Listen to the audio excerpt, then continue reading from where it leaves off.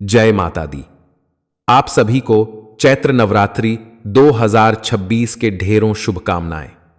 बात करेंगे कि अष्टमी कब है और नवमी तिथि नवरात्रि की कब रहेगी।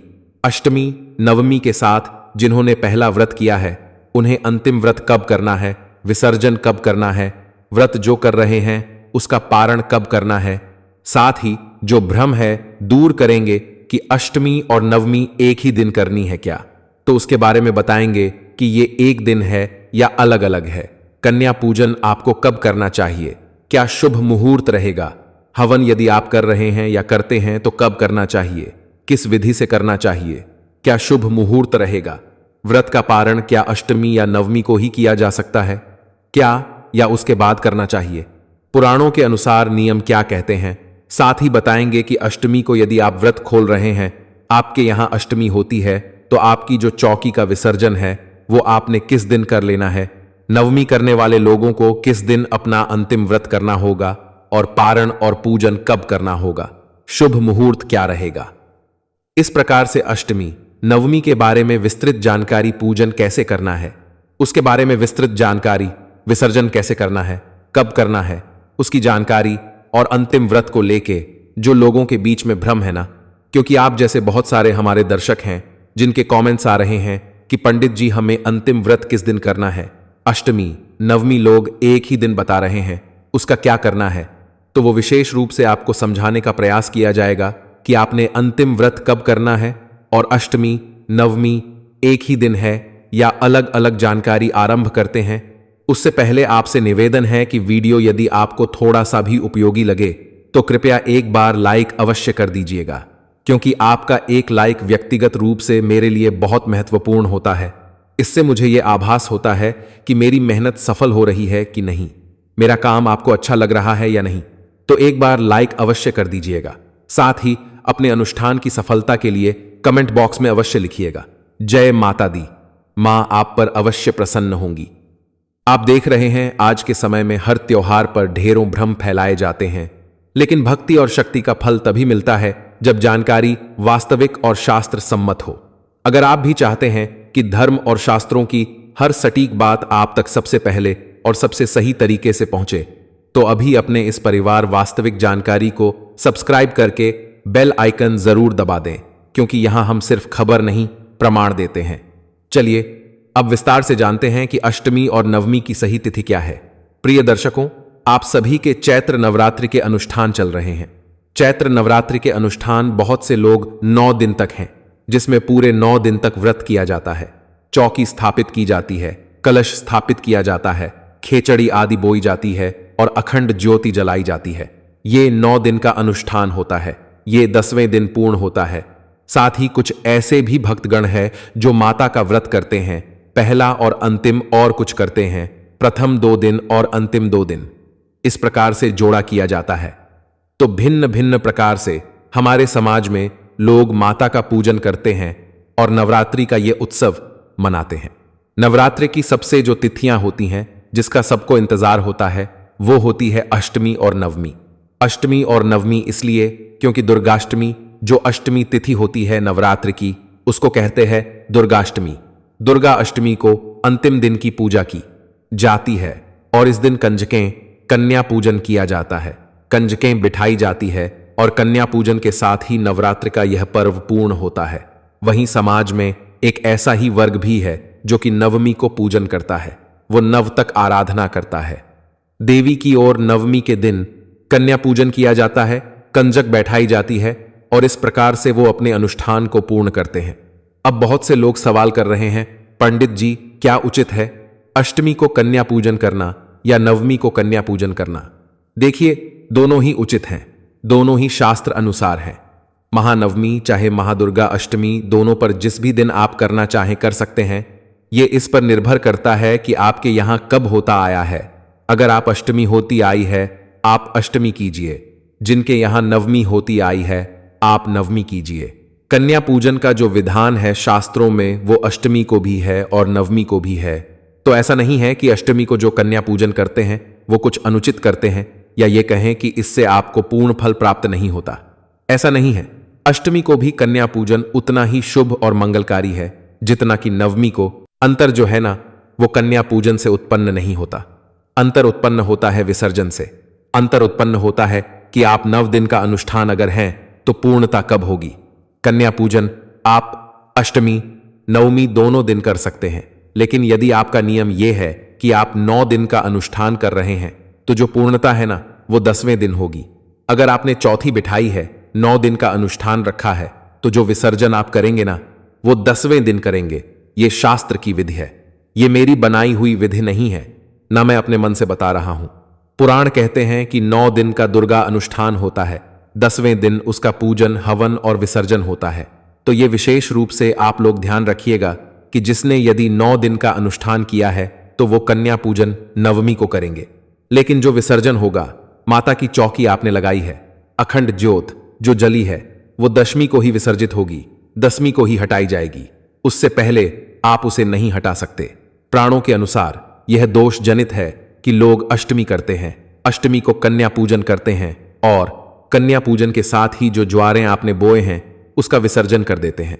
आपने माता की चौकी लगाई थी, वो 8वें दिन ही कर दी जाती है और 8वें दिन ही आपने जो कलश स्थापित किया था उसका भी विसर्जन कर दिया जाता है। यह अनुचित है, ऐसा नहीं करना चाहिए।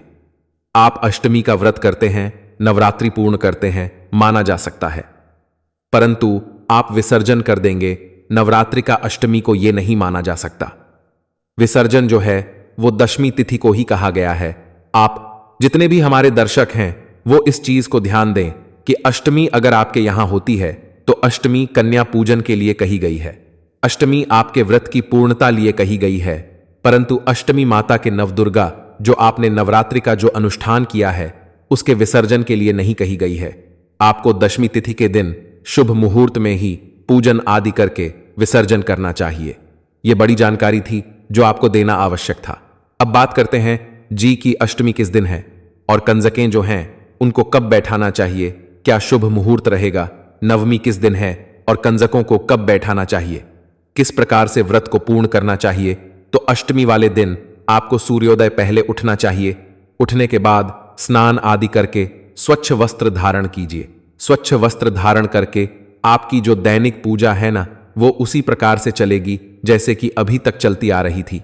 आप उसी विधि से आपने केतली बोई है, ज्वारे बोए हैं, माता की स्थापना की है, कल स्थापित किया है, उसी विधि से आप पूजन कीजिए। से देवी का पूजन करेंगे, विधि विधान से स्नान कराइए, तिलक लगाइए, वस्त्र अर्पित कीजिए, आप भोग लगाइए, माता को पुष्पों की माला अर्पित कीजिए, माता को तांबू अर्पित कीजिए, माता को और माता को प्रणाम करके प्रार्थना कीजिए।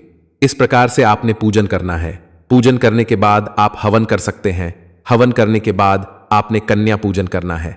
अब यहां पे एक सवाल यह आता है कि पंडित जी पहले कन्या पूजन करें या पहले हवन करें। तो पहले हवन करें, फिर कन्या पूजन करेंगे। हवन के तदोपरांत ही कन्या पूजन होगा, इसका ध्यान दीजिएगा। एक सवाल हमारे पास आपका यह भी है कि पंडित जी कन्याओं को क्या नहीं देना चाहिए, यह विशेष रूप बताएं और क्या देना शुभ रहता है। देखिए, कन्याओं को आप कोई भी अच्छा उपहार दे सकते हैं। उपहार में आप उन्हें पढ़ने लिखने से संबंधित जो भी सामग्री है वह दे सकते हैं। कॉपी दे सकते हैं, ज्योमेट्री बॉक्स दे सकते हैं। इसके अतिरिक्त आप उन्हें लंच बॉक्स दे सकते हैं, पेन, पेंसिल आदि, बैग आदि भी दे सकते हैं जो उनके उपयोग का भी होगा। आपको क्या नहीं देना चाहिए? देखिए, एक तो आजकल आप प्लास्टिक की सामग्री का प्रयोग बहुत अधिक होने लगा है। अगर आप प्लास्टिक की वस्तुओं से बच सकें तो बहुत उत्तम रहेगा कि आप प्लास्टिक की ना दें। और जो विशेष रूप से मनाही है ना, वो है नुकीली वस्तुएं, तीखी वस्तुएं या कांच से बनी हुई वस्तुएं। कांच की जो सामग्री है वहां आपको नहीं देनी है। कन्याओं को काले वस्त्र आपको नहीं देने हैं। काले रंग की कोई भी सामग्री जो है वो आप कन्याओं को उस दिन नहीं देंगे। यदि आप कन्या पूजन में कपड़े आदि ला के दे रहे हैं तो वो भी काले रंग के, ब्लैक कलर के नहीं होने चाहिए। इसको बेहद ही अशुभ माना जाता है। काला रंग कन्या पूजन में सर्वोत्तम है। इसीलिए अगर संभव है तो आप लाल रंग के वस्त्र और लाल रंग की ही लेकर आएं, उत्तम रहेगा। और अष्टमी के दिन कन्या पूजन करें। कन्या पूजन में जब कन्याएं आपके घर आ रही हैं तो सबसे पहले उनका भक्ति भाव से स्वागत करें, क्योंकि एक प्रकार से आपके यहां 9 दुर्गाएं आ रही हैं। 9 दुर्गा आपके घर पे पधारी हैं। 9 दुर्गाओं का स्वागत कीजिए, उनको बिठाइए। चौकी है तो चौकी पर बिठाइए, अन्यथा जो भी आपके यहां उपयुक्त आसन है उस पर बैठाइए। बैठा के उनका शुद्ध जल पैर धुलाइए, पद प्रक्षालन कीजिए, उनका प्रेम से पद प्रक्षालन कीजिए, अच्छे कपड़े से उनको पोंछिए। ये माता स्वयं आपके घर पर आज पधारी है। पैर धोने के बाद, पैरों को पोंछने के बाद उन्हें तिलक कीजिए। रौली, कुमकुम आदि का तिलक करना है, अक्षत अवश्य लगाना है और मौली अवश्य बांधनी है। इसके बाद उन्हें आसन पे बिठाइए, प्रेम पूर्वक उन्हें हलवा, पूरी और छूले, काले चने जो होते हैं ना छूले, यह प्रसाद के रूप में, भोग के रूप में प्रदान कीजिए, उनको खिलाइए। आज के समय में जो कन्याएं हैं वो नहीं खा पाती हैं, कई बार छोटी होती हैं। कन्याएं तो इसलिए भी नहीं खा पाती हैं, जितना भी वो खा सकें अगर ना खा पाएं, उनका एक मुंह झूठा करा के ही बेशक बाकी जो है बचा हुआ सामग्री उसको आप पैक करके उन्हीं को दे दे। इसके बाद कंजकों को आप जो सामग्री लाए हैं उनके लिए उपहार स्वरूप जो भी भेंट लाए हैं वह भेंट एक एक करके दे और उनसे पैर छूकर आशीर्वाद ले और एक उनको विदा करें। इस प्रकार से आप कन्या पूजन करेंगे। कन्या पूजन की जो सामग्री है ना उसको भी पूजित करना आवश्यक है।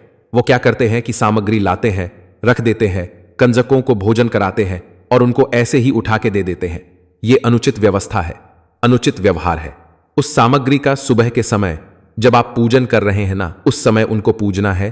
पूजना कैसे है कि उन्हें पहले जल से, गंगा जल युक्त जो जल है ना उसे छींटे दीजिएगा।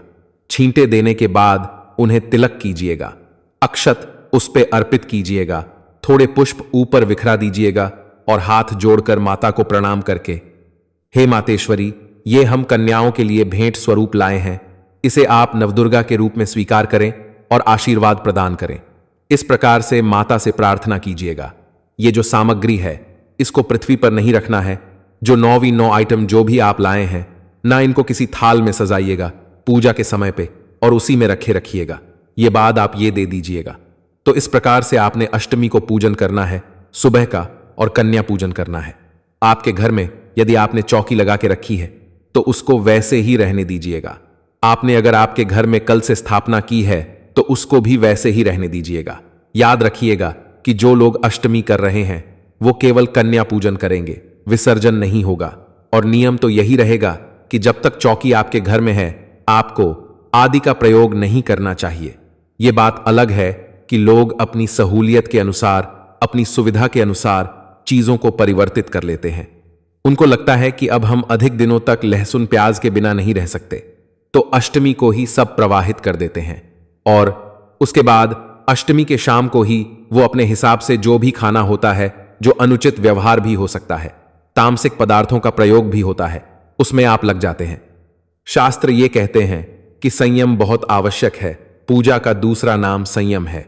यदि आपके जीवन में संयम नहीं है, यह जो पूजा है जो आप कर रहे हैं यह व्यर्थ है। दिखावे की पूजा करना बंद कीजिए, मन से विचार अच्छे रखिए और यह ना सोचिए कि यह आपके ऊपर किसी प्रकार की पाबंदी लगी है। आपका मन करता है स्वतः किसी चीज को त्यागने का तो त्यागिए। अगर मन नहीं करता है तो इस प्रकार की पूजा पाठ आपको नहीं करने चाहिए। ऐसा नहीं कि आप दुखी होकर कोई पूजा पाठ कर रहे हैं, उसका कोई लाभ नहीं होता है। यदि किसी को इसकी बहुत जल्दी है कि जल्दी से ज्वारे आदि और जो चौकी आदि है इसका विसर्जन किया जाए जिससे कि हम अपने हिसाब से चीजों को खा सकें, तो वह अनुचित व्यवहार है। इसके लिए आप माता की पूजा को पहले समाप्त नहीं कर सकते। नवमी तिथि की बात करें और किस दिन आपको कन्या पूजन करना है, अष्टमी, नवमी कब है, शुभ मुहूर्त कब है, इसके बारे में बताएं। उससे पहले जानते हैं आपका एक बहुत ही महत्वपूर्ण सवाल जो हमारे पास आ रहा है कि अंतिम जो व्रत होगा, क्योंकि बहुत से लोग हैं जो पहला व्रत करते हैं और अंतिम व्रत करते हैं, तो वो अंतिम व्रत हमें कब करना चाहिए, किस तिथि पर करना चाहिए। देखिए दर्शकों, ये आपके ऊपर निर्भर करता है कि अंतिम व्रत आप कैसे करेंगे। ये इस प्रकार से आपके ऊपर करता है कि आपके यहां अष्टमी की जाती है या नवमी की जाती है। अगर अष्टमी आपके यहां की जाती है तो आप सप्तमी को व्रत करेंगे और यदि आपके यहां नवमी की जाती है तो अंतिम व्रत आपका अष्टमी को होगा।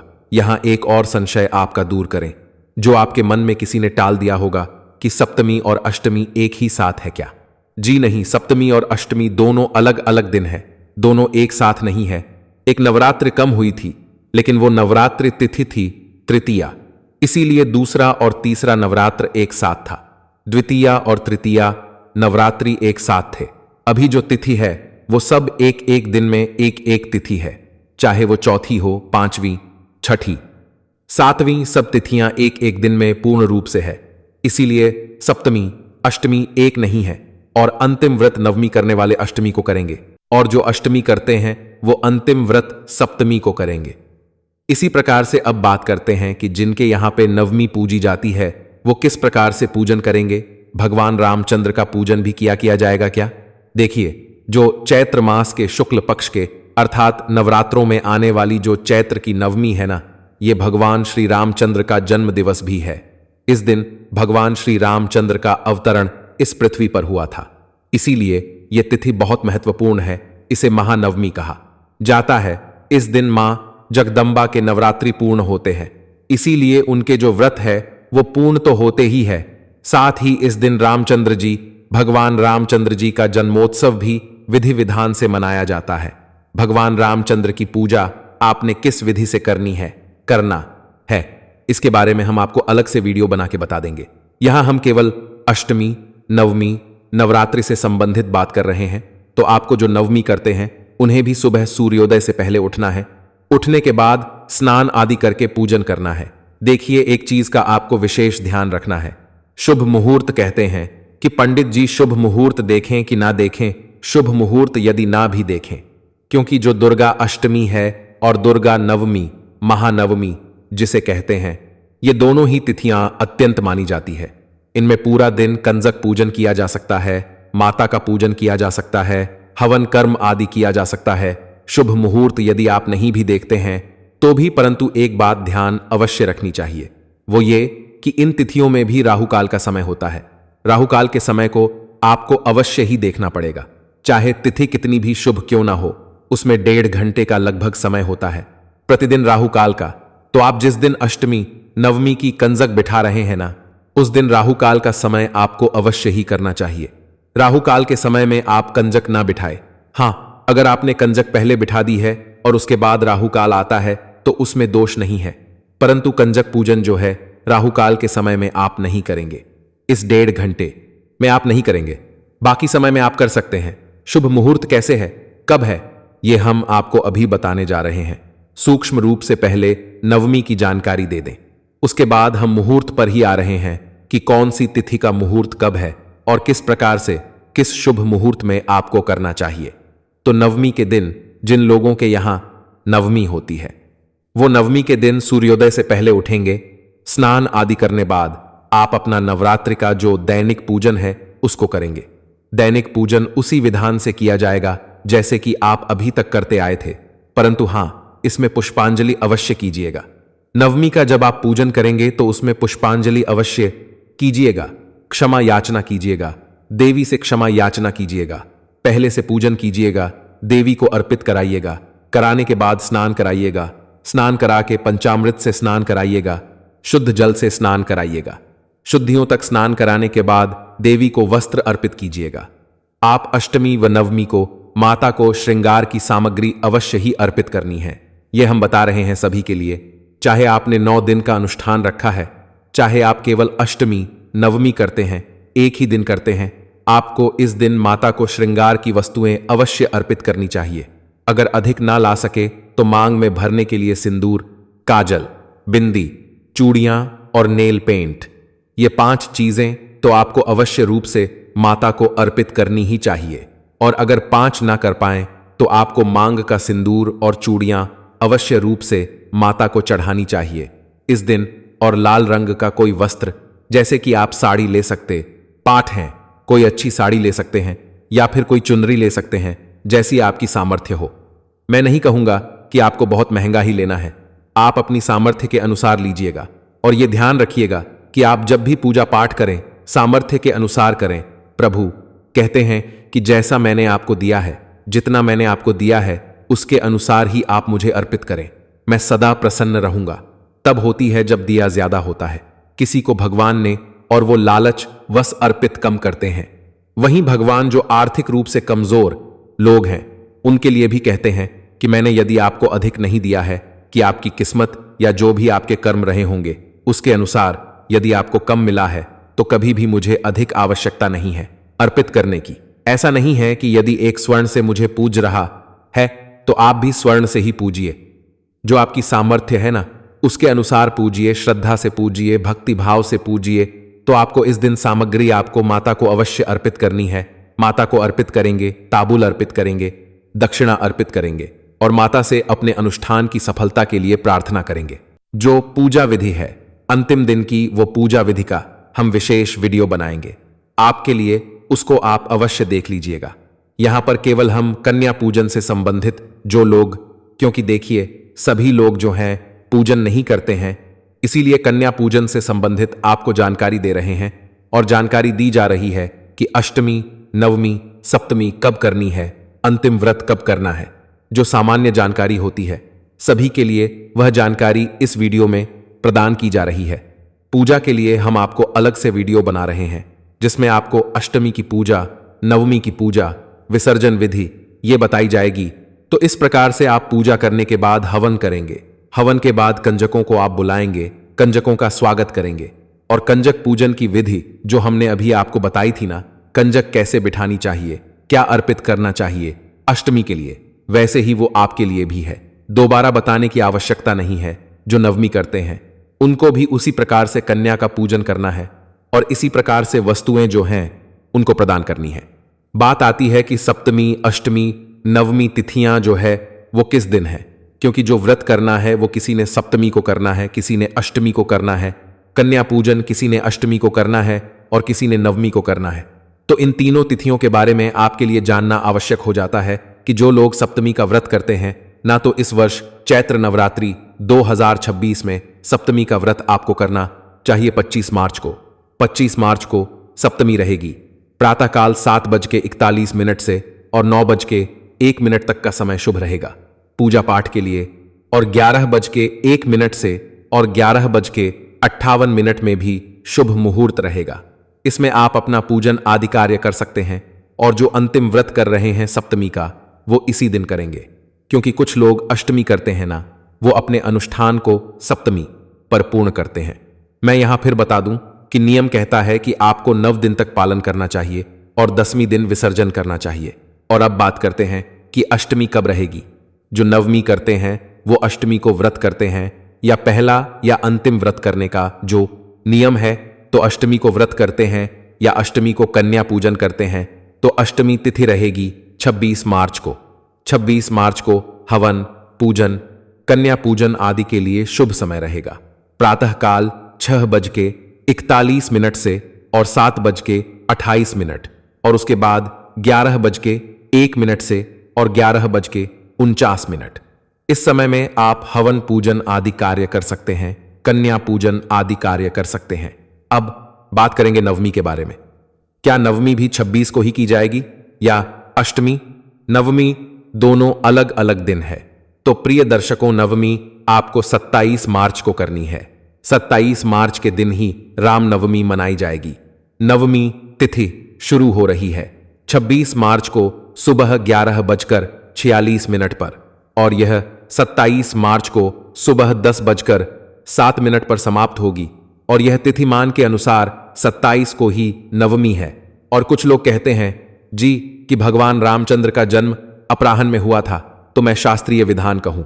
शास्त्र कहते हैं कि अगर अपराह्न में नवमी तिथि ना मिले तो भी जो अष्टमी विधा नवमी तिथि हो, उसमें कभी भगवान रामचंद्र का जन्मोत्सव नहीं मनाया जाना चाहिए। भगवान रामचंद्र जन्मोत्सव दशमी वैधा नवमी में मनाया जाना चाहिए।